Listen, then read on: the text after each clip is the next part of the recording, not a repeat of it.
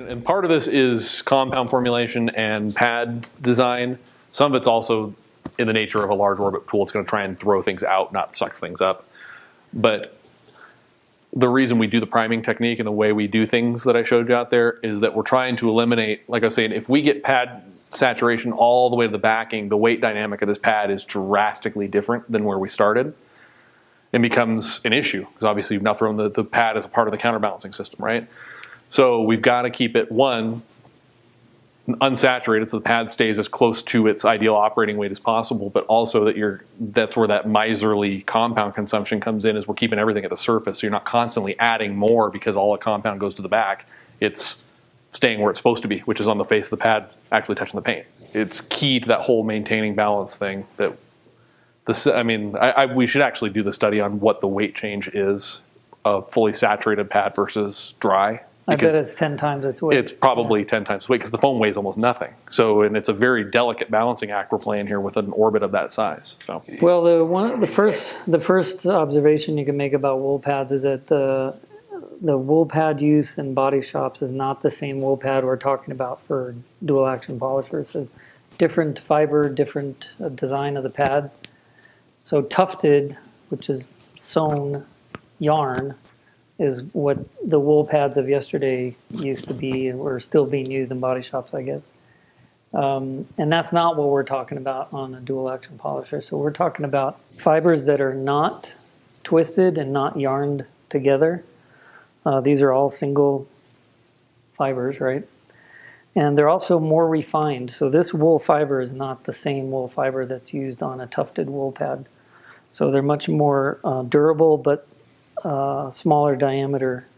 Is this not wool. Synthetic, or is it? It's not. It's 100% wool, but it's just more refined. So the filament size is smaller, so when it goes on a DA, it actually performs much better than those really fat, twisted together yarn. And if you look at wool as a whole, like when if you're a pad manufacturer and you're buying bulk wool to make pads, the range and quality, and not necessarily, I wouldn't say quality, the inconsistency that can exist from the smallest fiber to the largest fiber in that batch is wild. Variation from one point to the next on what the quality of the fiber is, but if you refine it and you're only picking fibers that are in a certain length and a certain diameter, you're going to get a much more consistent pad. This is wool and this is yarn. This is wool, but it's twisted. Each one of these is called a yarn. So it's all twisted, and if you took one of these individual fibers out of the yarn, they would look under a microscope. They would look much fatter than this. Mm. This is much smaller, more fine material. So this is more traditional. This is called tufted wool, and it's more of a dish pad. This is more traditional. Now these are more refined fiber, but also have a foam interface. That's what this is, foam cushion. And this is actually more Asian style. This technology came out of Asia, this type of wool pad. And designed to be used flat. Yes. It happens to respond exceptionally well to orbital movements. So how do we know if to use this or microfiber? How do we scale this? Like, from a cutting perspective, where do these fall into our? Well, the short answer is that wool pad in your hand and the cutting microfiber pad will have similar defect removal in most cases. The microfiber might have a slight edge on defect removal on some paints, but for the most part, they're going to have similar defect removal. But the user experience, the priming, the buffing cycle, everything's going to be different from there on out. So microfiber requires a little bit of technique and know-how to get the peak performance. That wool pad, you can throw it in anybody's hands and they can throw a couple passes on the car and get a good result. Behaves a little bit more, it's more similar to how foam behaves in terms of your priming and what you expect it to do. Less heat. Yeah, there is a heat difference, that's for sure. Microfiber will ramp up temperature pretty quickly, whereas the wool will ramp up temperature at a much slower curve. Less matting, right? The microfiber tends to, think about using 105 on a microfiber pad. It looks like a... Yeah. glaze over on the fibers. Yeah. So what you're talking about, matting, temperature, priming's also different. Microfiber, you have to prime every fiber. All those are user experience stuff and technique. So to answer your question, is it microfiber or wool? The answer really depends on the user. Is it a user? Is it someone who can handle the, I don't want to say complexity, but the technique with microfibers? Can somebody get their mind around that technique? But I think or if not, I think that most people who are going to be interested in using wool already have, I don't say mastered microfiber, but at least know how to use it. Or You'd be shocked try the to amount of people who still fail to use microfiber correctly is kind of staggering, because I can almost guarantee you, unless they are super good, they're not cleaning it frequently enough. That's like the number one thing that I run into when I have to talk to people at seminars or the people that call in or email or whatever. It's, well, I'm using your microfiber pad and it was doing great, and then I got to like the third panel and like everything's hazy and and I've brushed it out, and it's usually are you using compressed air or have you swapped pads? No. Okay, you've loaded that pad with so much paint residue, and microfiber doesn't let anything go. Every bit of paint that you pulled off, every bit of clear coat is in that pad. So three panels deep, that thing is so loaded up that your performance is on the opposite end of the spectrum from where you started. So while you say, yeah, that a lot of microfiber is being used a lot, but there is still a huge swath of the world that's using it incorrectly, just absolutely incorrectly. So this at least accounts for some of the, and it's kind of probably not a fair term, the dummy factor, a little bit, like not cleaning the pad. You can get away with that with wool because the wool's going to shed some of that residue on its own by default. It's going to let it go a lot easier with a brush. You're not going to be required to use compressed air like you are with a microfiber pad to get peak performance out of it. perhaps maybe a little deeper than you want to go, although you seem to want to go as deep as you can go. So lots of pads available, different types, foam, wool, microfiber. There's all kinds of choices available, and which one's the best, which one does one thing better than the other. I mean, that's what this is all about.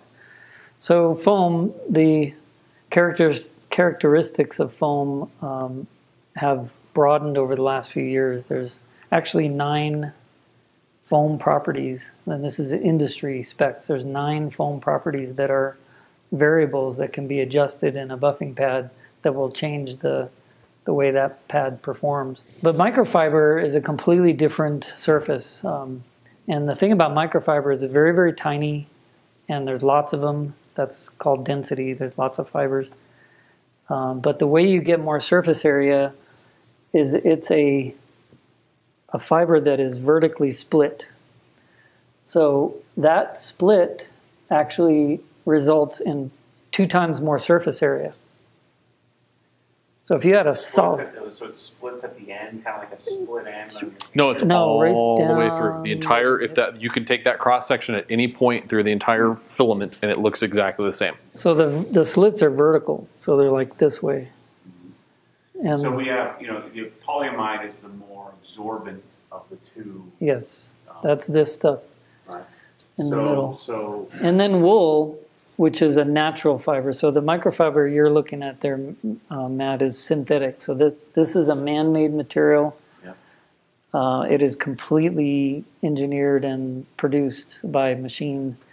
Wool is natural. It's very, very fat, relatively speaking. It's a really big fiber, and it's also very irregular. And that's like the characteristics between foam, microfiber, and wool. Now, wool is further subdivided into these different types. Now, tufted is what you have in your hands right there. That is a tufted wool pad. It's sewn, has yarns, and tufted can be dish style or it can be double-sided, like in the case of the 3M and Buff and Shine pads. So double sided as a shaft. Yeah, it's the kind that engages like kind of the lock thing. Yeah. And then there's what's called Euro wool pads, and those are very, very flat, and they have no hard substrate behind it. It's a very flexible, it's almost like fabric. Okay. Yeah. Oh, okay. And then this is the Asian. And then that's the Asian style with the foam interface. Yeah. So these are different types of designs of wool pads that exist around the world. Why all of a sudden has the Asian style become prevalent? Orbital polishers. Yeah, but even I feel like it's been like the last year. In the States, maybe it's been more prevalent in other parts of the world. It's like everything else. Things kind of make their way around the globe at different rates. Coatings have been a bigger thing in other parts of the world long before they hit the U.S. For example, it's just it hits when it hits, and it gets adopted when it gets adopted. And it just takes a couple brands to kind of jump on that idea and actually take it to the masses. Well, it's like microfiber discs. Before that came out on the market, it was new. Like there was foam and wool. Those are two major pad categories. Microfiber disc came out, and it's now a new third category. Well, in all of Asia, where microfiber disc didn't exist, it came over the pond, and now it was new technology to the Asian market. So this is their gift back to us. So do you think, maybe I'm jumping ahead of here, do you think that wool will become much more prevalent now that we have these style pads in the U.S.? Do you think it's going to? I think it's another option. Personally, you can't beat the performance of a microfiber disc, even with these wool pads. But there are situations where these wool pads, like for example on the gear-driven, the performance of these is better than microfiber on the gear-driven movement. But random orbital, if you know how to use microfiber, I'm sorry, you can't beat that. Yeah, it's tools in a toolkit. You know what I mean? You don't always reach for that weird, like really weird wrench that you have, but when you need it, you're glad you have it, kind of thing. So here's some microscopic views at different types of fibers. So your polyester, which can be considered a microfiber, cotton, fatter, has a natural shape to it. Cashmere wool, which is the finest wool filament. And then you have what our wool pads are made out of, the traditional tufted, these here. A traditional wool pad, that's this. Relatively speaking, it's really fat and irregular and has all these barbs. And that's what swings around on the paint and basically scrapes it. It's in fact, if you look at the action of these, a foam material, a microfiber, or a wool, you're basically scraping at the surface. Whereas with microfiber, you're coming by with that real fine wedge of the filament and you're slicing through things. And foam comes around as a squeegee and it moves material. So it takes your abrasive in the compound and polish and it holds it in a foam cell and it basically is moving it around on the paint. Yeah, the current technology in clear coat it's a category of paint called thermal set. So basically it cannot reflow. Once it's cured, it's because one of the components of it, the solvent has left, so it couldn't reliquefy if it wanted to. So. But it's interesting because it does speak to I mean, this is interesting stuff to think about because when you talk about the action, scraping versus slicing versus squeegee, you kind of picture what that looks like if you could see that happening. Most people don't understand what's going on there, so that speaks to kind of that whole reflow the clear mentality is people like, well, I heated it up, so it must have just liquefied and filled that crack in, right? So this stuff becomes kind of like higher level thinking where you're going, okay, it looks like that, so it's like a chisel, just chopping away at the paint. When you heated it up, it covered the scratch, and then when it cools back down, the scratch comes back. Exactly. So when you think of what's happening with abrasives and compounds with these different materials, so as I mentioned, the abrasive in a compound pockets in the cell of a foam pad, whereas microfiber just grabs and holds everything. It gets pinched in between the polyester and the polyamide, and it holds there. It stays there. So now that fiber is whipping around on the paint, and it's got abrasive hanging onto it, and that's how it's cutting the paint. This will take and scour because it'll get into those little barbs. The abrasive will get in there, but it's an irregular pattern to the abrasive now. So it'll scour deeper levels in one spot and not deep in another. And then the fluids, in terms of all compounds and polishes have water, solvent, oil, and abrasives and other binders. Every one of them on the market, doesn't matter what brand, they all have those ingredients. And the fluids in foam are hydraulic, so they actually get pushed in and out of the cell. The cells, they flow through the cells. Microfiber grabs and holds things, so once it's hanging on, it stays there. It doesn't migrate around the pad.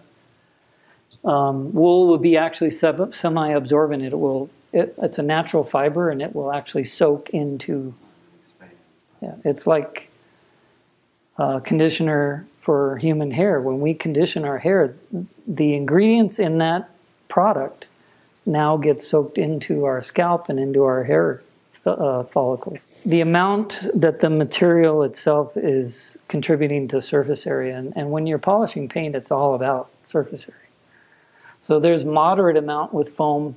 You'll actually get the most physical contact of fiber to paint with microfiber because they're very, very tiny, but there's lots of them. And then you'll actually get the least surface area from wool pads, but the contact point is pretty fat. And then looking at buffing cycle, generally speaking, and there's a lot of caveats to this, but foam pads relative to wool and microfiber, they're going to deliver you a long buffing cycle. Microfiber will be short, and wool will kind of be somewhere in between. As far as sling, you know, with stuff flying off the pad, you're going to get your most from wool. Dusting is a function of heating up your compound or your polish and drying it out too fast, and what's left is the abrasive material. So you're going to get the most of that from wool, especially with rotary. You'll get some dusting with microfiber and the least amount with foam, although there are exceptions to that. So some foam cutting pads will dust like crazy.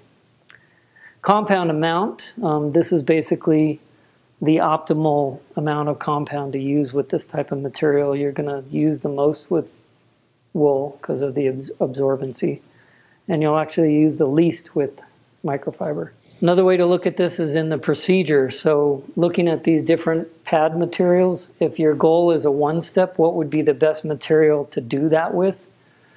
Foam would probably be your best, followed by microfiber, and then wool is probably not a good material to go to for a one-step, although we're kind of changing the game a little bit with this new technology. This PowerPoint was made before these were launched. All right, so considering a two-step process, the wool would definitely be your material choice for the first step, and then foam is the best second-step material, and then you can do two-stepping with microfiber either way, with finishing with foam or even finishing with microfiber.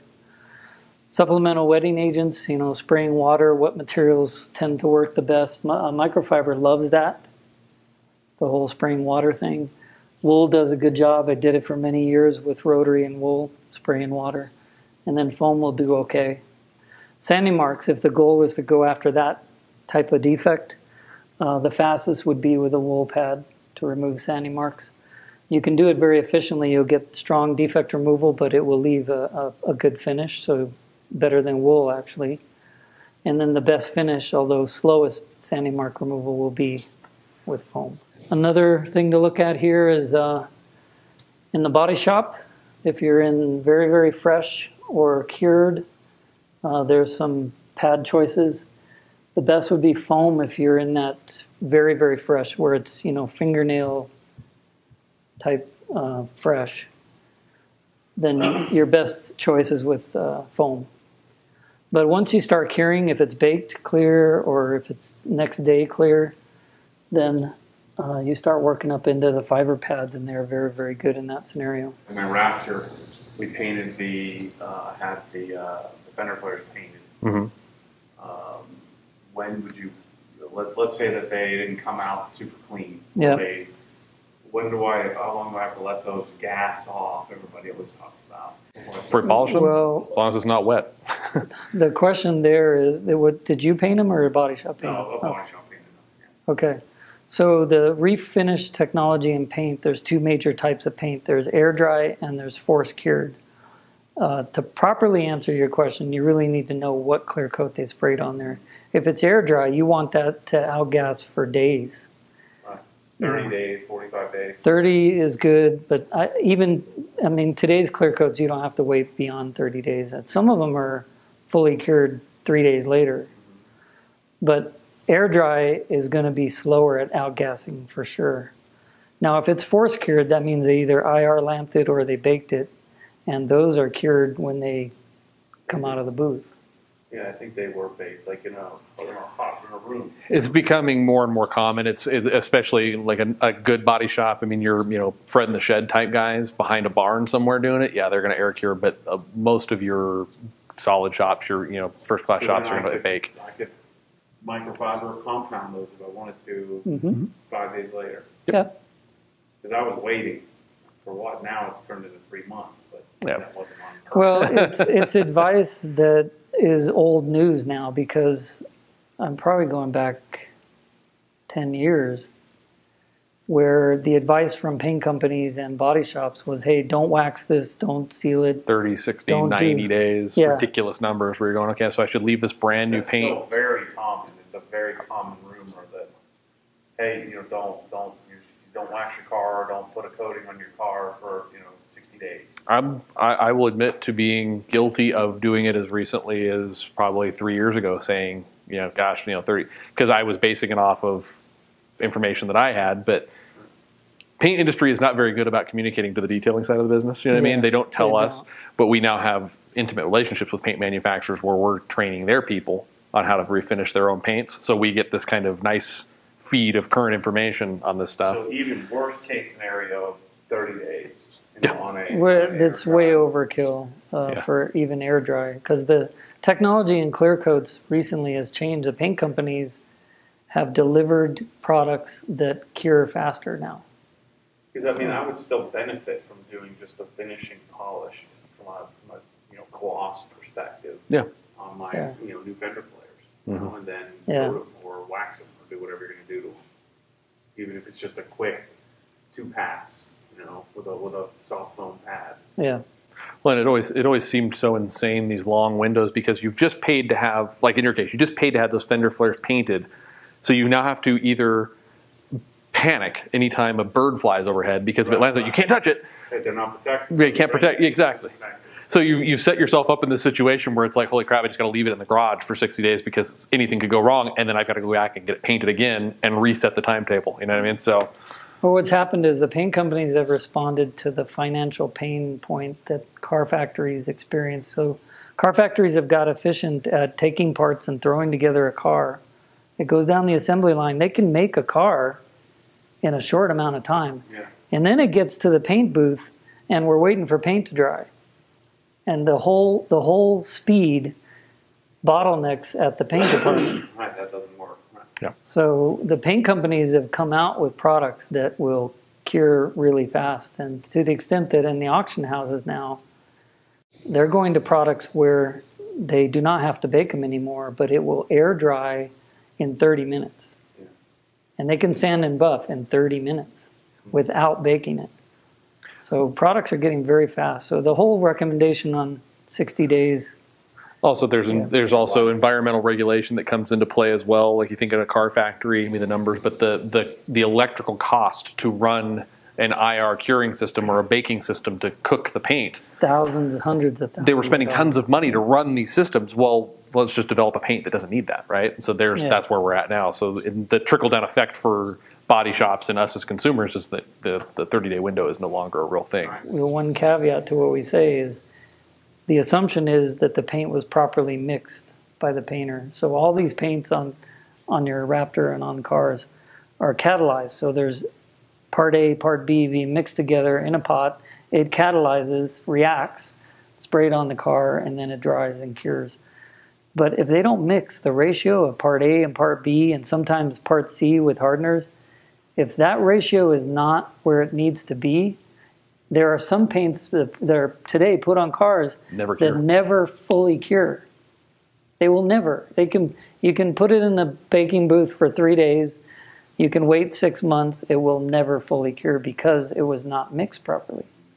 And so just like detailers, paint guys think that they know better than the guy who made the paint. And so they'll go, well, if part B is the hardener, I'll just add more. Yeah, I want my paint. Or they'll throw the harder. ratio off because they obviously know better, right? Same way detailers always know better. Everybody's an expert.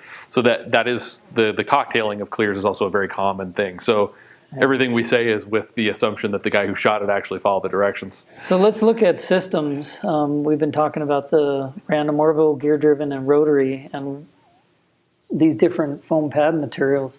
So actually, for random orbital, all of these materials can be used. But like my personal opinion, I don't know where yours is now, but the wool is like really changed the game. Our new wool pad products it's approached microfiber performance. So with some additional pros. Yeah, with less of the technique dependent stuff. Yeah. So I would say these are getting very darn close on random orbital. Gear driven, you definitely don't want to use microfiber because it can be very grabby and the heat can ramp up pretty quickly. Same with rotary, but as we talked about earlier, that rotary movement with a microfiber filament, it will follow itself on that rotation for hundreds of times before you move the pad, and it's a very deep slice mark into the paint. Yeah, you want to see really bad holograms? Throw a micro pad on a rotary. Yeah. But, you know, gear driven is really good with foam, and it's good with the wool. Rotary, not so good with microfiber, but does good with foam and wool. What about microfiber for finishing? Paint dependent. If you Like, have, I don't even own any microfiber finishing pads. I just automatically go to foam. you automatically go to Well, foam. and usually if you're busting out the microfiber, it's probably because you have a pretty serious defect to go after, right? You're not going, oh, the car's almost perfect. So Yeah, most of the time I'm doing a single step yeah, or just a jewelry, you know, once every 6 months, just go and Yeah. after a quick decon, just, you know, do a quick jewelry off with a, Yeah. with a soft foam pad. Well, Yeah. on the professional detail side of things, there's a lot of detailers that are choosing finishing microfiber discs when they have a one-step paint correction scenario that they've sold to a customer. So they'll choose that pad with a product to do one-step paint correction. Paint dependent. yeah. So it's definitely paint dependent. Deep enough dive? Did it get weird enough for you?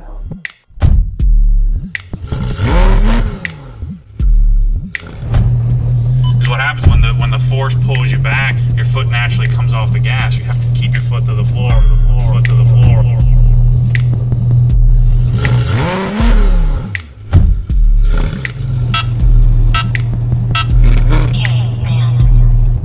Dialed in.